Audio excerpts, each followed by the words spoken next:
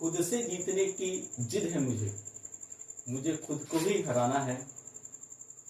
खुद से जीतने की जिद है मुझे, मुझे खुद ही को हराना है। मैं भीड़ नहीं हूँ दुनिया की, मैं भीड़ नहीं हूँ दुनिया की, मेरे अंदर ही एक जमाना है। तो मैंने अपने पहले वीडियो में आपको ए तथा एन के प्रयोग के बारे में बताया। आर्टिकल का ही जो है, आर्टिकल के जो दो प्रकार हैं, उसमें दूसरा प्रकार जो हमारे सामने है वो है डेफिनेट आर्टिकल, और डेफिनेट आर्टिकल द के साथ में यहाँ पर। तो आगे मैं आपको द के बारे में बताने जा रहा हूँ, जिसको कई मौकों पे दी भी कहा जाता है, जो मैंने अपने पहले वीडियो में आपको बताया। तो हम दी से शुरू करेंगे, और जब दी की बात आती है तो आप इस बात को ध्यान दीजिएगा कि दी का मतलब कि ये किसी भी निश्चित नाउन से पहले आता है। निश्चित नाउन से पहले आता है। तो दी का प्रयोग करने से पहले या द का प्रयोग करने से पहले हमको तीन बातों का ध्यान रखना पड़ता है। तीन बातें ऐसी हैं, देयर आर थ्री थिंग्स जो हमें ध्यान देना है। और वह जो ध्यान देना है वो क्या ध्यान देना है कि सबसे पहली बात जो दी का हमारा प्रयोग है वह पर्टिकुलर, पर्टिकुलर यानी कि विशेष नाउन। पर्टिकुलर का अर्थ होता है विशेष, और विशेष नाउन के पहले हम इसका प्रयोग करते हैं। विशेष, विशेष के पहले हम इसका प्रयोग करते हैं पर्टिकुलर। दूसरी सबसे बड़ी चीज है वह यह है कि जो विश्व में एक हो, पूरे विश्व में एक हो, उसके पहले हम द का प्रयोग करते हैं। तीसरी महत्वपूर्ण बात है कि निश्चित नाउन के पहले हम द का प्रयोग करते हैं। निश्चित नाउन के पहले हम द का प्रयोग करते हैं। ये तो कंफर्म है कि द का प्रयोग नाउन के पहले ही किया जाता है, लेकिन इसमें तीन बातों का हमें ध्यान देना है। पर्टिकुलर, विशेष, वह नाउन कैसा हो जो विशेष नाउन हो, वह नाउन विशेष हो। दूसरी बात जो विश्व में एक हो। तीसरी बात निश्चित नाउन के पहले।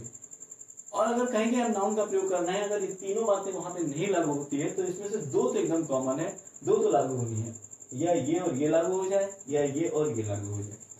तो हमें याद, अब जैसे आप जब ग्रामर की बुक उठा के देखेंगे या बहुत सारी बुक्स ऐसी हैं जो है उसमें देखेंगे, तो उसमें क्या पाएंगे आप? उसमें ये पाएंगे कि नाउन दिया हुआ है, द दिया हुआ है, और द के बहुत सारे प्रयोग दिए हैं कि इसके पहले द का प्रयोग करिए, इसके पहले द का प्रयोग ना कीजिए, इसके पहले जरूरी है। मतलब ऐसे बहुत सारे रूल्स हैं, लेकिन उन रूल्स को रट्टा मारने की जगह अगर हम समझ लें तो किसी भी बुक में समझाने वाली कोई बात नहीं दी है कि आप ऐसे समझ लीजिए।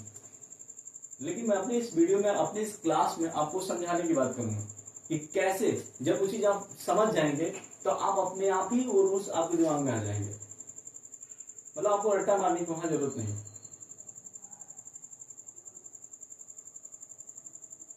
तो तीन चीजें आप ध्यान दीजिए। पर्टिकुलर, विशेष नाउन के पहले करते हैं, जो विश्व में एक हो उसके पहले करते हैं, अनिश्चित नाउन के पहले हमें उसका प्रयोग करना पड़ता है, किया जाता है।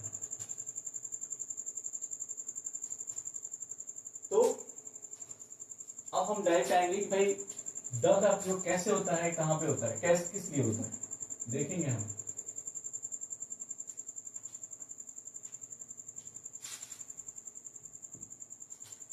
सबसे पहली बात यहां आप ध्यान दे दें, द का प्रयोग।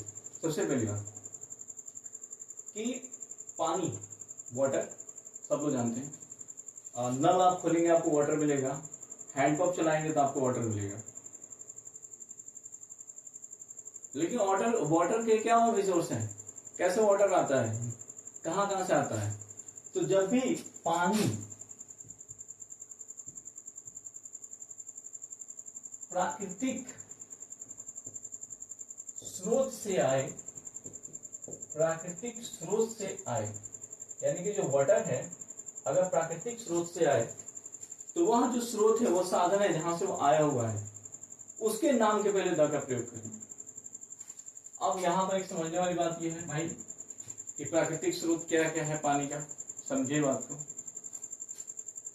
तो तो ये अब अगर आप ये जान जाए कि हाँ प्राकृतिक, जहां से प्राकृतिक तरीके से पानी आता है उसके नाम के पहले हम द का प्रयोग करेंगे तो सब कोई चीज रट्टा नहीं मानना। अब आप दिमाग लगाएंगे, यहाँ पर दिमाग लगाइए तो ध्यान देंगे कि रिवर यानी कि नदी, रिवर यानी कि नदी के नाम के पहले ध्यान लगाइए। आगे क्या है? कैनल, कैनल इज नहर, नहर के नाम के पहले। फिर क्या?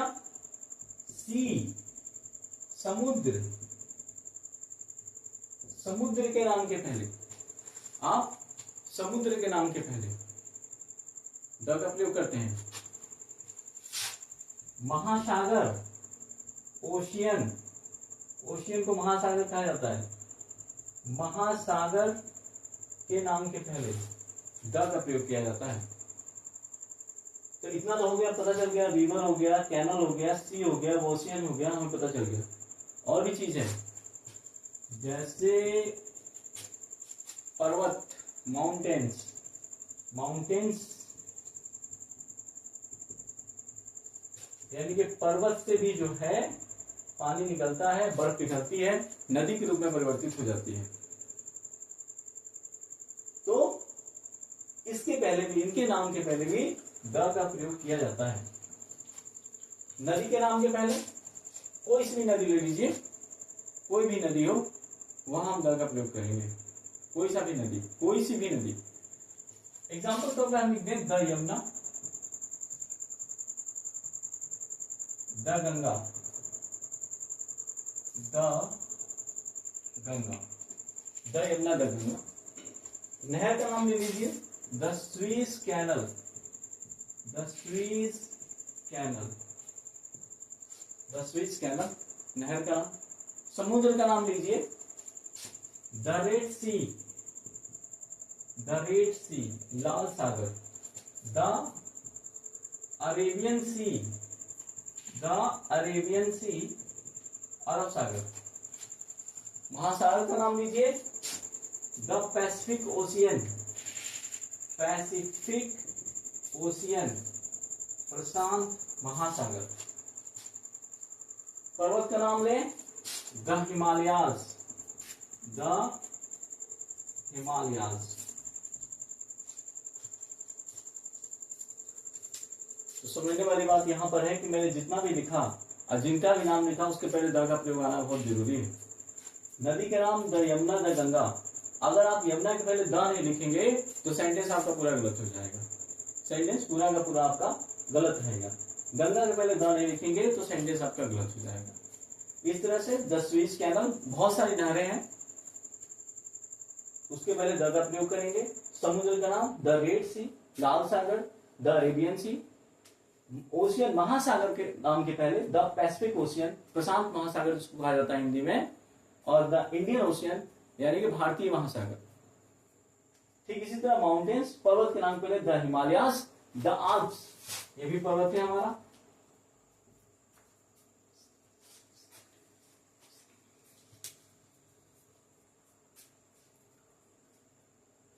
तो ये मैंने लिखा, आपको मैंने समझाया भाई पानी कहां से आता है, जहां से प्राकृतिक स्रोत से आए। बस आपको ये लाइन याद करनी है, बाकी सब आपको याद हो जाएगा। हाँ, अब ये बहुत इंपॉर्टेंट है सर, क्वेश्चंस थोड़ा हमें एक क्वेश्चंस करके दिखा दीजिए।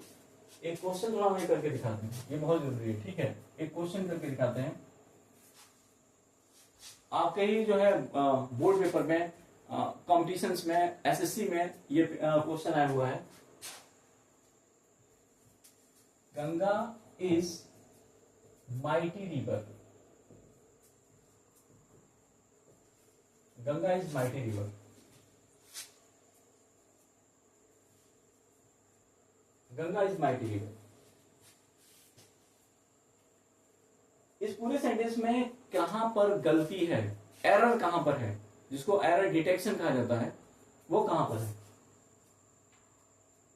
तो आप पाएंगे कि देखिए गंगा लिखा है सर आपने, लेकिन गंगा के पहले द नहीं लिखा, क्योंकि गंगा नदी का नाम है, और जब नदी का जो नाम है उस नाम के पहले द का प्रयोग होना चाहिए। तो हम यहां लिखेंगे the, the Ganga is mighty river, mighty river, Ganga शक्तिशाली नदी है। हाँ, कुछ बच्चे सोच रहे होंगे सर हमने तो इसको बहुत पढ़ा है, हम तो बहुत एकदम याद कर लिया हमने। बिल्कुल ठीक है, जब भी आप जुलाई में पढ़ेंगे तो आपको ये पढ़ाया जाएगा, स्कूलों में पढ़ाया जाएगा, एकदम निश्चित है। इसके पहले भी आप पढ़ेंगे, लेकिन कहने का मतलब अब मुझे वीडियो बनाना है तो मैं ये नहीं जानता कि आपको क्या पता है क्या नहीं पता, मुझे तो शुरू से लेके चलना है। क्योंकि मेरा सेकेंड वीडियो है, मुझे बताना बहुत जरूरी है। तो आप जिस तरह से मूवी देखते हैं ना बार बार, उस तरीके से इसको जितनी बार पढ़ेंगे ना उतनी बार दिमाग में आता जाएगा, दिमाग में आप समझते जाएंगे। तो अभी तो ये शुरुआत है, और इसके बाद से आगे हमारा टॉपिक जब बढ़ता जाएगा तो हमें बहुत ऐसे ऐसे टॉपिक्स मिलेंगे कि जिसका आपके लिए जानना बहुत जरूरी है, जो आपके कंपटीशन से लेकर हर एग्जाम्स में पूछा जाएगा, बोर्ड एग्जाम्स में पूछा जाएगा, और जो है आप उसमें जब जानेंगे तो उसे कर पाएंगे। नेक्स्ट चलते हैं कि हमें पहले पता चल गया कि भाई सबसे पहली बात कि गंगा जो है, सबसे पहली बात हमें ये पता चल गया कि प्राकृतिक स्रोत, जहां से पानी का प्राकृतिक स्रोत जहां से निकल के आता है ना, वो उनका नाम अगर हम रख लें और उनके नाम पर द न लगाएं तो सेंटेंस पता चल जाएगा। अब हम दूसरा लेके चलेंगे, दूसरा नियम इसका है,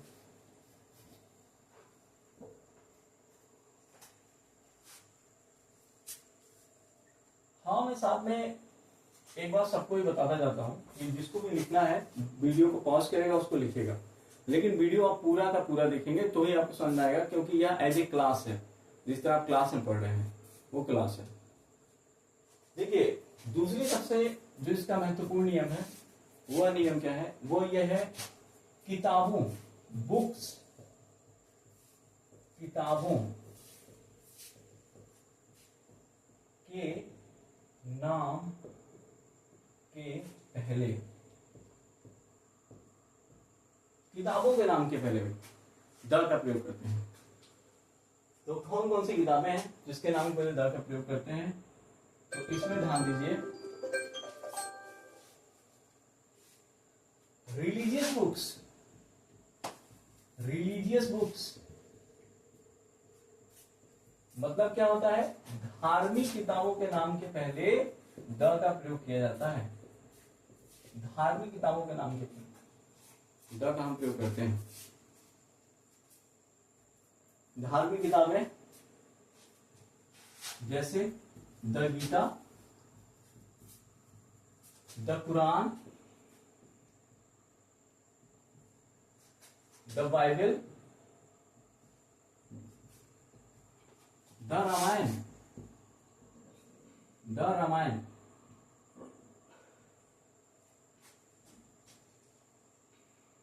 ये सब हमारी धार्मिक किताबें हैं, रिलीजियस बुक्स हैं।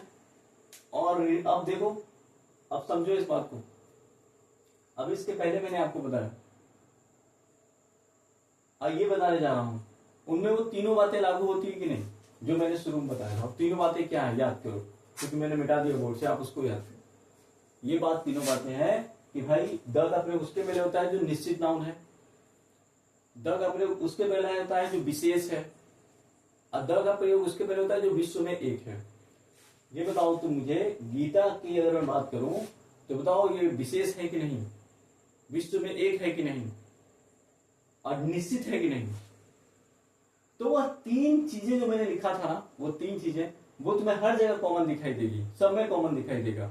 मैं हिमालय की बात कर दूं, हिमालय बताओ निश्चित है कि नहीं, विश्व में एक है कि नहीं, क्या हिमालय किसी और पर्वत का नाम हो गया या वो हिमालय जैसा हो गया, ऐसा नहीं है। गंगा नदी पवित्र नदी, बहुत पवित्र है। कितनी पवित्र नदियां हैं, चाहे किसका नाम गंगा है और बता दो, गंगा है तो उसी का नाम है। तो इस चीज को समझना है, यहाँ पर इस चीज को हमको जानना है बढ़िया तरीके से कि सर वो तीनों चीजें कॉमन हो रही नहीं। मैंने एक बात और कहा था, नहीं तीन तो दो तो एकदम कॉमन होना है इसमें, आप एकदम कंफर्म याद करके रखिए।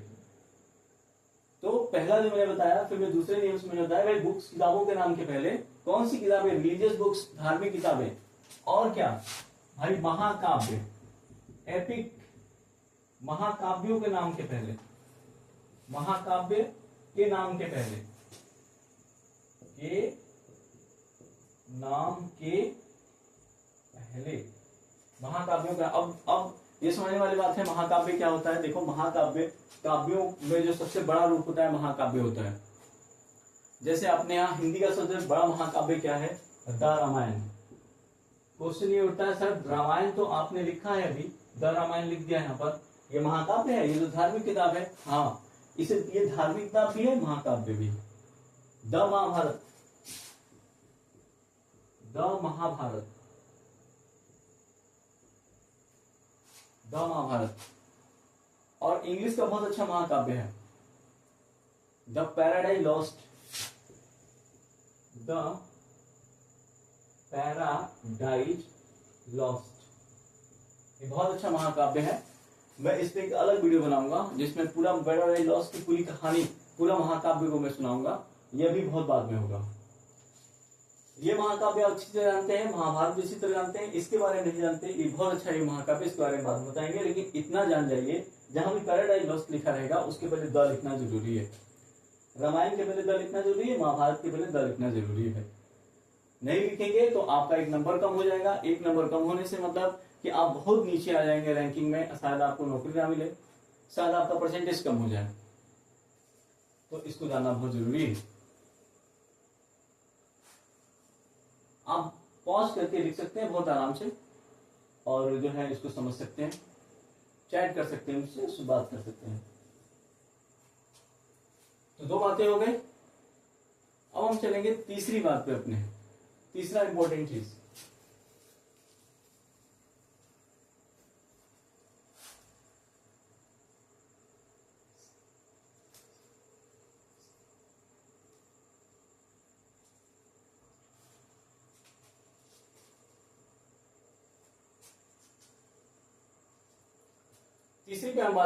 तीसरे पे जो है हम चलेंगे,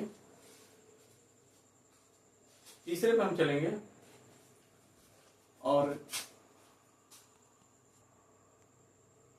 हाँ, अब तीसरा जो सबसे महत्वपूर्ण बिंदु है वो है हिस्टोरिकल, ऐतिहासिक। देखो, बहुत सारे नियम आपको दिखाई देंगे द के प्रयोग में, बहुत सारे नियम, लेकिन मैं सिर्फ तीसरे नियम पे जो है मैं पहुंच रहा हूं। दो नियम में मैंने बहुत सारे नियम बता दिए, तीसरे नियम पे मैं आया। दो, पहला नियम क्या था, पहला नियम क्या था याद करो, दूसरा नियम क्या था याद करो, तीसरा नियम हिस्टोरिकल, ऐतिहासिक। अब ऐतिहासिक क्या क्या है भाई, ऐतिहासिक क्या क्या है। अब यहां पे भी देखो, हमें दिमाग लगाना, इंग्लिश जो मैं पढ़ा रहा हूं वो सब आप ही को बताना है, मुझे नहीं आप कुछ बताना, वो सब तुम अपने ही दिमाग में सोचो उसको। ऐतिहासिक क्या क्या है, क्या तुमको ऐतिहासिक लगता है। तो सबसे पहले ऐतिहासिक जो लगेगा वो तुम क्या दिखाई देगा भाई, बिल्डिंग्स। बिल्डिंग्स, बिल्डिंग्स मतलब क्या, इमारतें। इमारतें तुमको जो है दिखाई देंगी, इमारतें, बिल्डिंग्स, ऐतिहासिक बिल्डिंग्स, हिस्टोरिकल बिल्डिंग्स, ऐतिहासिक इमारतें। ऐतिहासिक इमारतें जैसे the Red Fort, the Red Fort मतलब लाल किला, the Taj Mahal, the Taj Mahal, the Red Fort, लाल किला, द ताजमहल।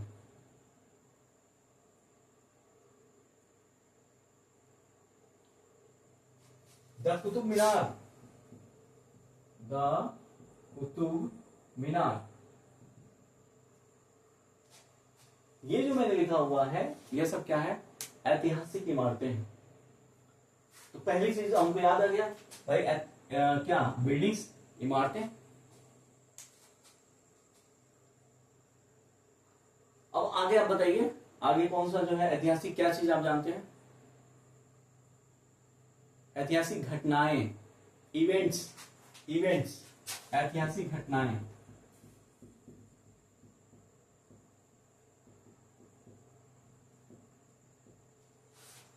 ऐतिहासिक घटनाएं, ऐतिहासिक घटनाएं जान जाइए, कौन कौन सी ऐतिहासिक घटनाएं। तो इतिहास के बारे में थोड़ा आप आपसे थोड़ा पहले थोड़ा ध्यान दीजिए कि क्या ऐसी घटना घटी है।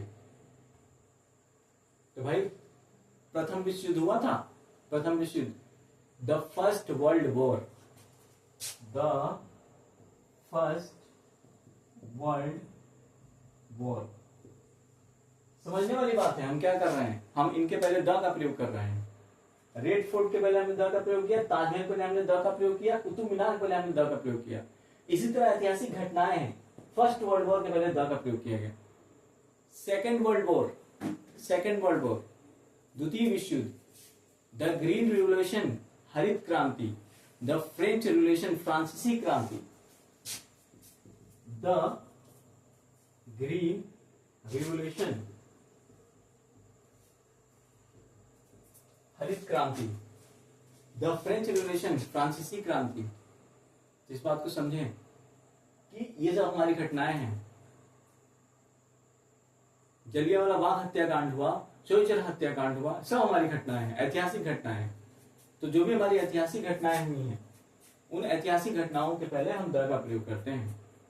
तो मैंने शुरू में क्या लिखा बच्चों, देखो हिस्टोरिकल यानी कि ऐतिहासिक। अब तुमको ये दिमाग ला रहा है कि ऐतिहासिक क्या क्या है। ऐतिहासिक भवन है, इमारतें हैं, हमने उसके पहले द का प्रयोग किया। ऐतिहासिक घटनाएं हैं, हमने उसके पहले द का प्रयोग किया। तो मैं जब तक इसको जो है साफ करूंगा, आप और मुझे दो ऐतिहासिक चीजों के बारे में बताएं, और जो है सोचे अपने दिमाग में और क्या है।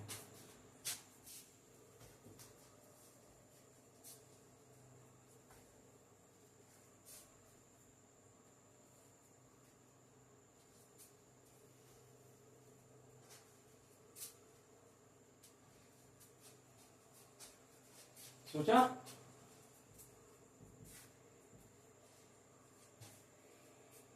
एज मतलब काल, ऐतिहासिक काल, जैसे the middle age, the middle age यानी कि मध्यकाल, मध्यकाल। The new stone age, the new stone age, नवपाषाण काल,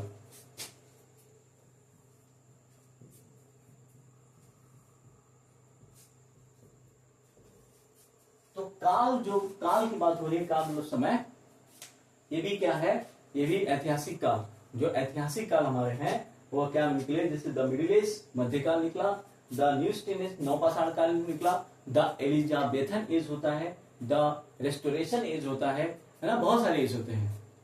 एग्जाम्पल के तौर पे मैंने दो लिखा हुआ है। तो एज जो है, यहाँ पे भी एज लगा होना, तो आप जान जाना कि वह जो हिस्टोरिकल है और उसके पहले द का प्रयोग करना बहुत जरूरी है। तो वहां हम द का प्रयोग एकदम करेंगे, वहां हमको द का प्रयोग करना ही करना है, वहां हम द का प्रयोग करेंगे। ठीक है, तीसरी चीज हो गई। चौथा, आप चौथा थोड़ा सा याद करें भाई, चौथा क्या हो सकता है। हमारा भवन हो गया, ऐतिहासिक भवन, हमारा ऐतिहासिक काल हो गया, ऐतिहासिक काल हो गया, हमारा भवन हो गया। चौथा थोड़ा दिमाग लगाया, हम बहुत दूर नहीं, हम बहुत पास हैं, थोड़ा इसमें दिमाग लगाया जाए, हम बहुत पास हैं।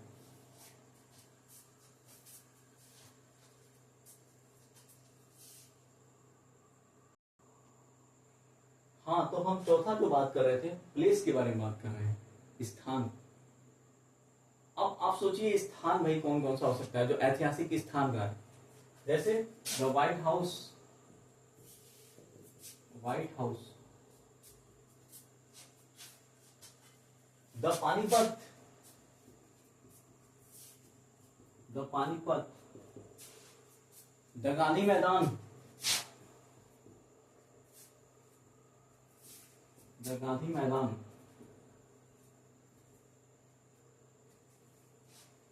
तो ये सब जो है हमारे हिस्टोरिकल प्लेस है, यानी कि ऐतिहासिक स्थान। तो इस चीज को आप अच्छी तरह ध्यान दें कि हमने अभी तक द को जो पढ़ा वो तीन हिस्सों में हमने बांट के पढ़ा, पहला, दूसरा, ये तीसरा। अब हम चौथे में इसको बांटेंगे। चौथा जो है वो ये है कि सवारी,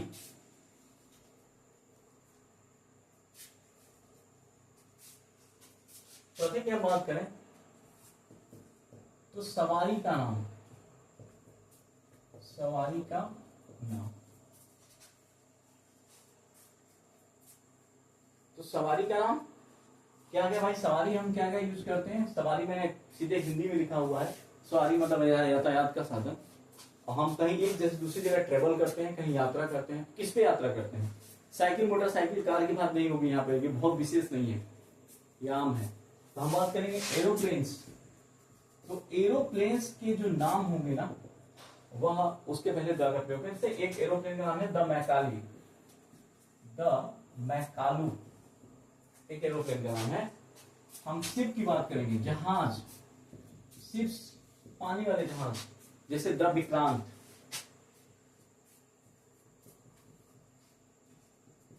द विक्टोरिया।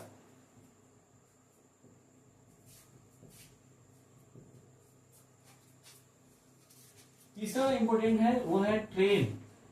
ट्रेन का नाम, किसी भी ट्रेन के नाम के पहले द का प्रयोग किया जा सकता है, किसी भी ट्रेन के नाम के पहले। जैसे द राजधानी एक्सप्रेस,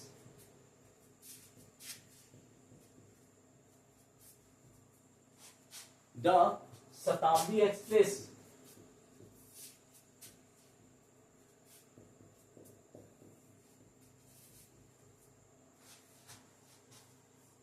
तो हमें तीन चीजें इसमें सवारी का नाम याद आया, एरोप्लेन्स हवाई जहाज के नाम के पहले, शिप्स पानी के जहाज के नाम के पहले, ट्रेन यानी कि ट्रेन्स के नाम के पहले जो है हमारा जो है द का प्रयोग होता है। फिर इसमें हम आगे बढ़ेंगे और जो है हम यहां ध्यान देंगे कि आगे जो है किसके नाम के पहले क्या होता है। Aeroplanes, ships, train. अब देखो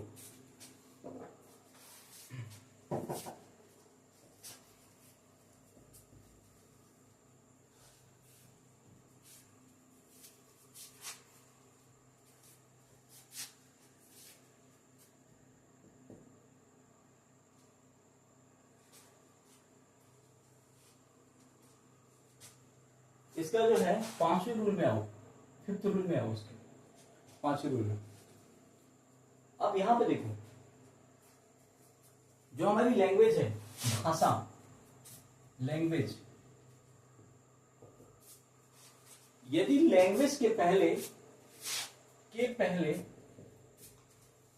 द लिख दिया जाए, द लिख दिया जाए, यदि लैंग्वेज के पहले द लिख दिया जाए तो याद रखना वह लैंग्वेज नहीं होती, तब वो जिस देश की लैंग्वेज है वहां के लोगों के बारे में बताती है, वहां का लोग बन जाते हैं।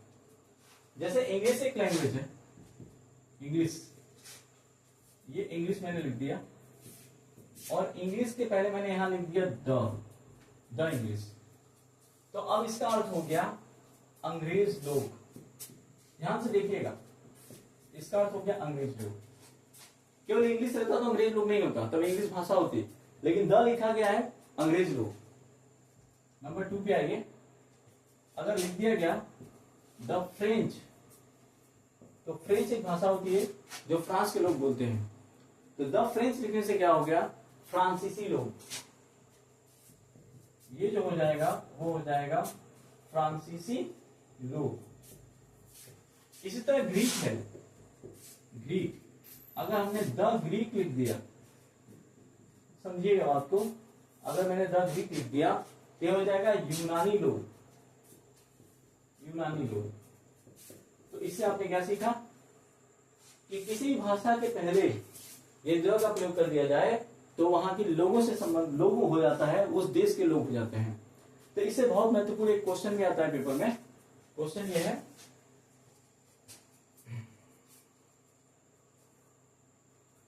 फ्रेंच डिफीटेड जर्मन्स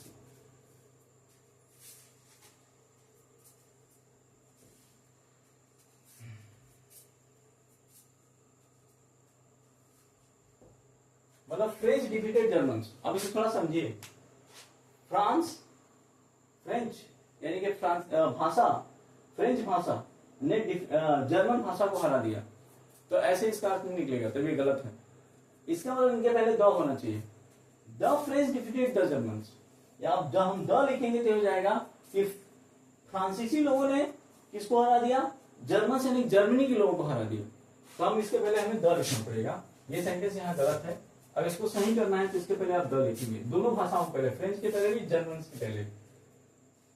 ऐसे लिखेंगे द फ्रेंच डिफीटेड, यहां आप लिखेंगे द फ्रेंच डिफीटेड, यहां लिखेंगे जर्मन्स, यहां लिखेंगे आप जर्मन्स। जर्मन्स किसको होता है, जर्मनी के लोगों को जर्मन्स कहा जाता है। भाषा ये है फ्रेंच, ये भाषा नहीं है, जर्मन्स जर्मनी के लोग कहा जाता है। आप फ्रेंच के पहले द लिख देंगे, द फ्रेंच डिफीटेड जर्मन्स, यानी कि अब ये हो जाएगा क्लियर कि फ्रांस के लोगों ने जर्मन्स के लोगों को हरा दिया। ये भाषा नहीं है, जर्मन भाषा नहीं, जर्मन्स यानी जर्मनी के लोग। तो हमने भाषा के पहले द का प्रयोग किया, तो आप समझ जाइए जब द का प्रयोग किया तो यहां पर याद रखिएगा यह लोग से संबंधित हो गया। ये हमारा बोर्ड का पेपर है, ये हमारा क्वेश्चन है, ये हमारा नीचे जो है हमारा सही है।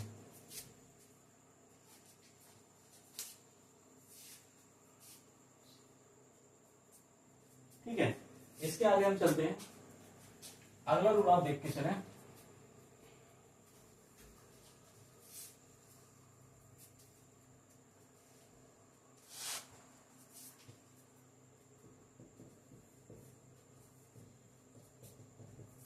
एडजेक्टिव के पहले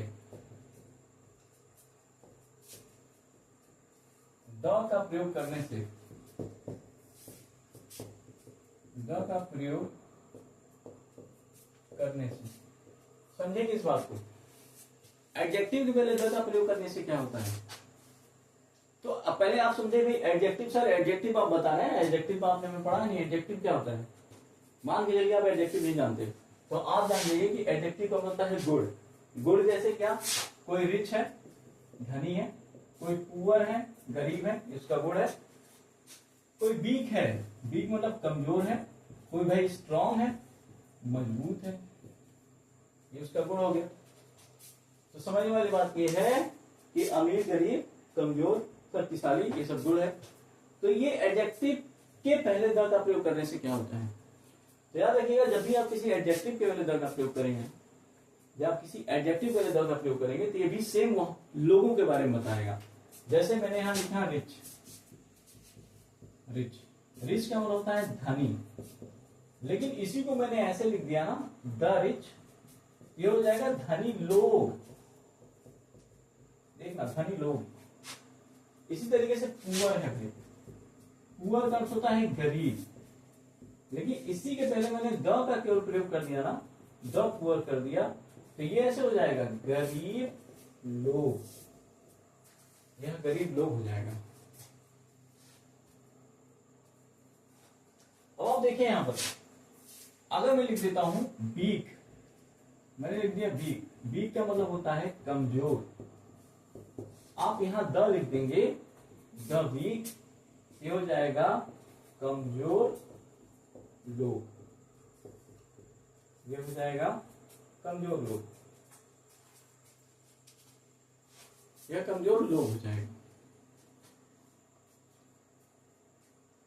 ठीक है, अब इस बात को आप समझ गए होंगे। इसका एक क्वेश्चन लेते हैं। रिच हेट पुअर, रिच है पुअर। देखिए क्या लिखा है, धनी गरीब से नफरत करता है, यानी कि अर्थ क्या हुआ, धनी लोग गरीब लोग से नफरत करते हैं, ऐसे होना चाहिए। अब इसमें गलती क्या है, गलती लोग, यहां इसे मतलब कि लोग होना चाहिए, तो हमें रिच के पहले भी द का प्रयोग, पुअर के पहले भी द का प्रयोग करना है, तब होगा कि धनी लोग गरीब लोगों से नफरत करते हैं। ये आपके बोर्ड का एग्जाम का क्वेश्चन है, प्रीवियस क्वेश्चन है, ये जो है एसएससी का क्वेश्चन भी है। तो आप पहले द लिखेंगे, लिखेंगे the rich hate the poor, तो ये सेंटेंस नहीं होगा, ये गलत है और ये सही है।